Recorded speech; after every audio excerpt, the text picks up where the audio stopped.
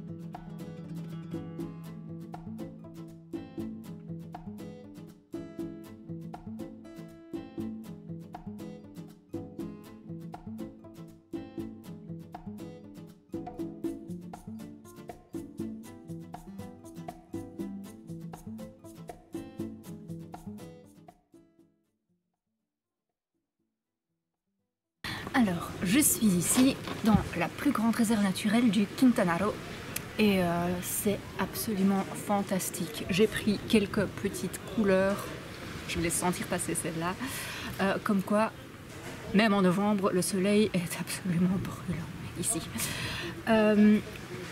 Alors, cette réserve naturelle est la plus grande du Quintanaro, inscrite dans le patrimoine mondial de l'UNESCO, parce qu'elle rassemble pas moins de 6 types de biotopes différents qui se croisent, entre autres la deuxième plus grande barrière de corail du monde, qui est vraiment à même pas 1 kilomètre du début de la plage.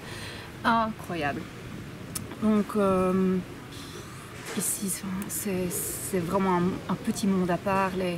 tous les types de biotopes différents qui se croisent. Et encore, il s'étend sur un kilométrage carré qui fait 2 fois la taille du Luxembourg. Donc c'est assez conséquent. Et on se croirait vraiment dans un petit paradis. Tout est beau, tout est différent, tout est imprégné de cette culture. C'est magnifique, je vous le recommande. Parfait.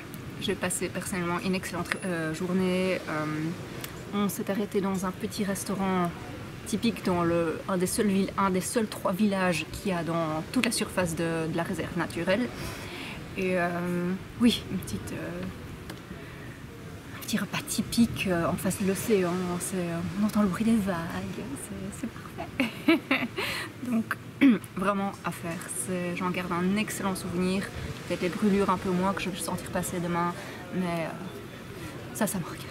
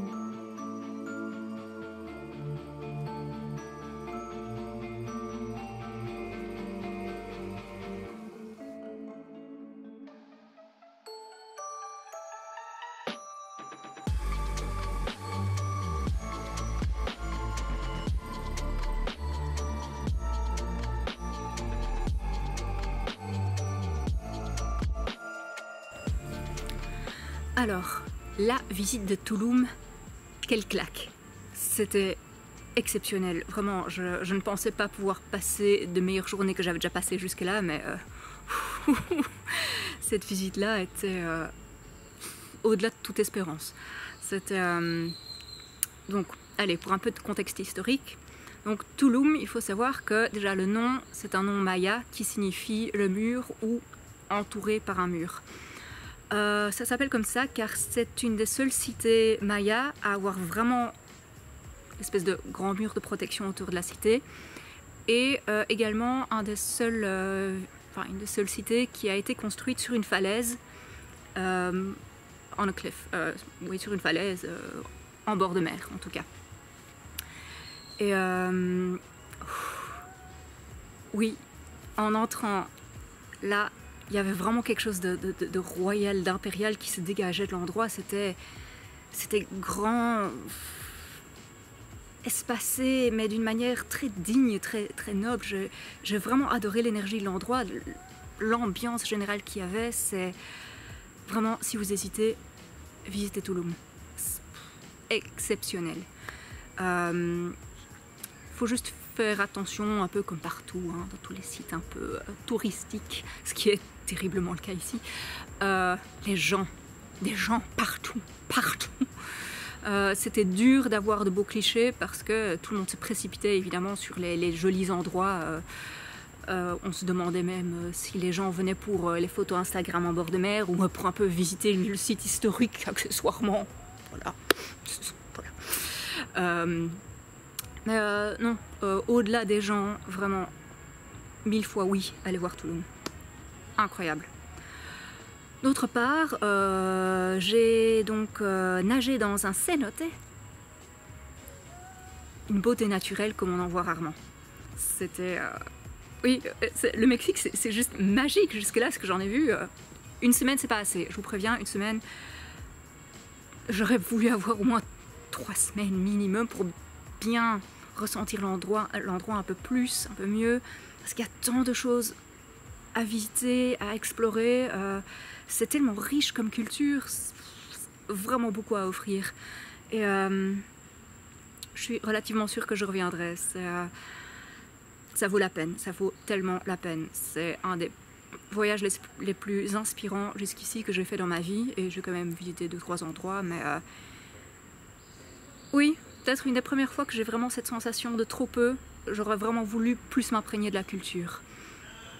Magique. Ici par exemple, on se croirait en pleine jungle. Je ne suis pas dans la jungle du tout, je suis dans le complexe hôtelier. Oui, mon hôtel est juste là. Mais il donne vraiment la place à la nature partout. La nature reprend un peu ses droits, comme je l'ai déjà dit. Tout est magnifique. Les arbres poussent. Et en fait, il y a énormément de constructions qui s'adaptent à la manière dont les arbres ont poussé. Et non pas l'inverse. C'est vraiment les constructions adaptées à la nature. Et j'apprécie la mentalité. Et oui, vraiment incroyable. Ici, en fait, on est sur la route principale du complexe hôtelier.